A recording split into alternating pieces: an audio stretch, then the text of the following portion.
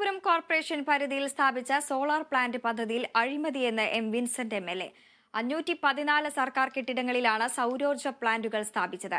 Estimate പോലും ഇല്ലാതെയാണ് tender നടപ്പിലാക്കിയത്. വ്യാജ ബാങ്ക് ഗ്യാരണ്ടിയാണ് കരാർ കമ്പനി നൽകിയത് എന്നും വിഷയം ഉന്നയിച്ചിട്ടും വൈദ്യുത മന്ത്രി മറുപടി പറഞ്ഞില്ല എന്നും എം വിൻസെന്റ് MLA പറഞ്ഞു.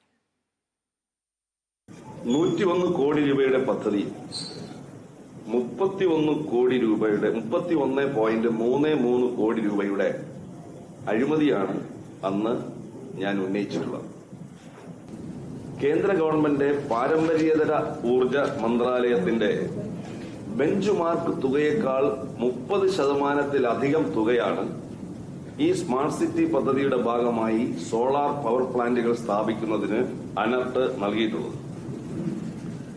ഈ ടെൻഡറിൽ ഒരു എസ്റ്റിമേറ്റ് പോലും ഇല്ലാതെയാണ് ടെൻഡർ നടത്തിയിരിക്കുന്നത്.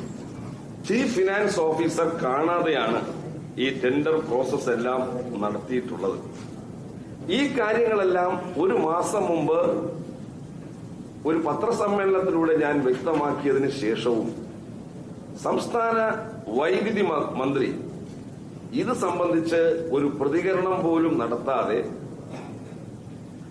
അനർട്ടിലെ അഴിമതികൾ മൂടിവെക്കാനാണ് വൈദ്യുതി മന്ത്രി ശ്രമിച്ചിട്ടുള്ളത്.